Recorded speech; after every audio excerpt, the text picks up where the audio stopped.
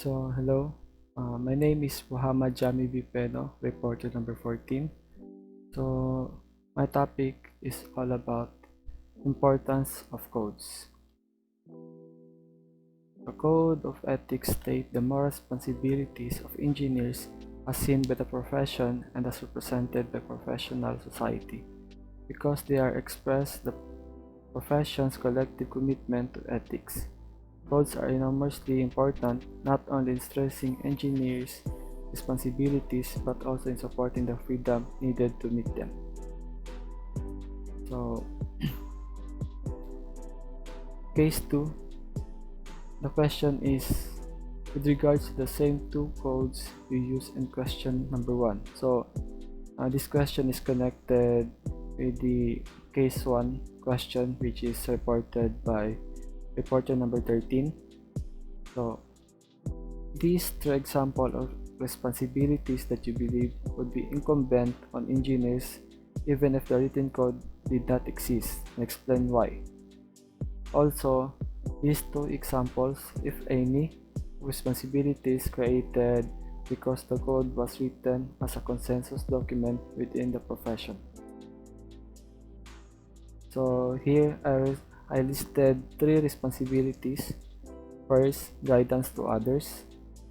Second, treat everyone equally and be friendly as possible. Third, take a break. So first, guidance to others.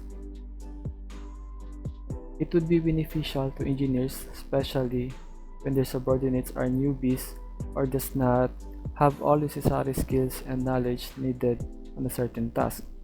So how does it beneficial to the engineers? So first, we all know that one engineer is not enough to do the whole project, especially if it's a larger one.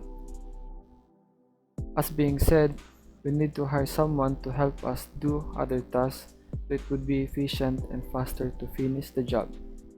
But the thing is, not all the hired employee knows all the job.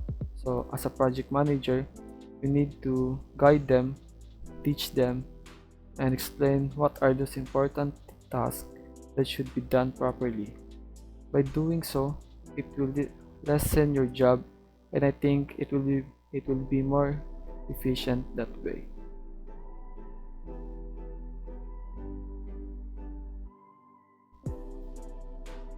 The second is treat everyone equally and be friendly as possible.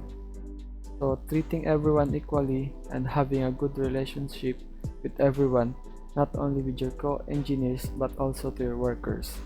This way, it would be beneficial to engineers and client. Treat everyone equally and being friendly with them will not only develop your relation with them but also it will cut off the barrier between you and your employee. How to do so?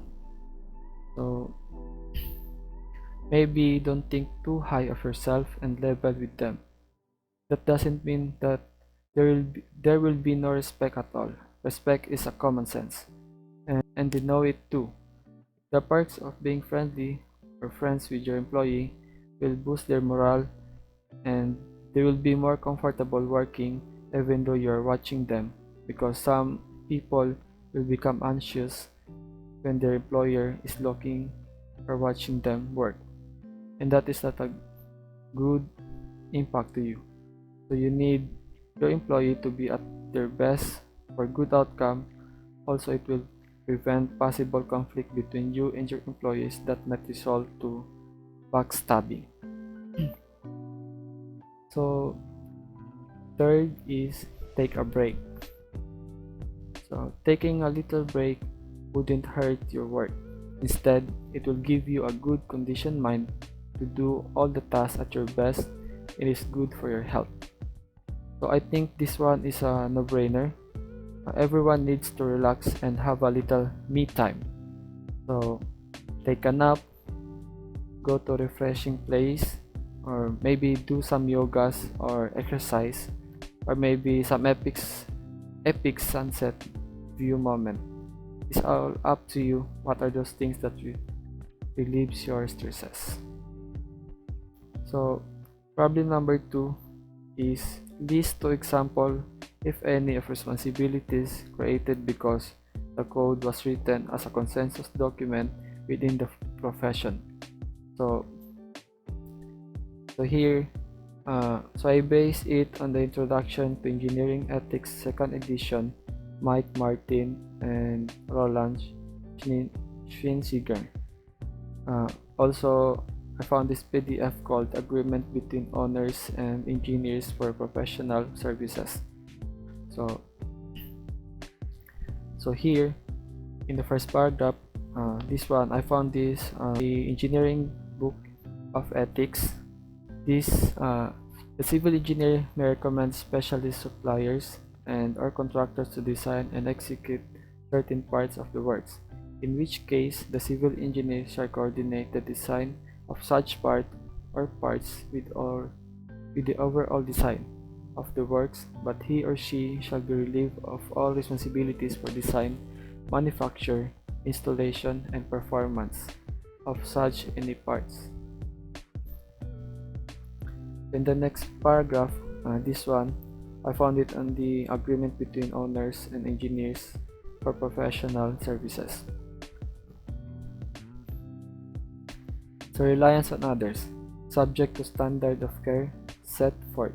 Engineer and its consultant may use or rely upon design elements and information ordinarily or customarily furnished by others, including but not limited to specialty contractor, manufacturer, suppliers, and the publisher of technical standards. These two paragraphs have the same thought, which is we civil engineer can rely on other engineering profession to do the tasks that are not part of our area of expertise. So this way it would be more safer and faster. So next is this one. So I'm going to read only the part of it which has the same thought with the paragraph below. So, engineers shall not permit the use of their name or associate in business ventures with any person or firm that they believe engage in fraudulent, unlawful, or dishonest enterprise.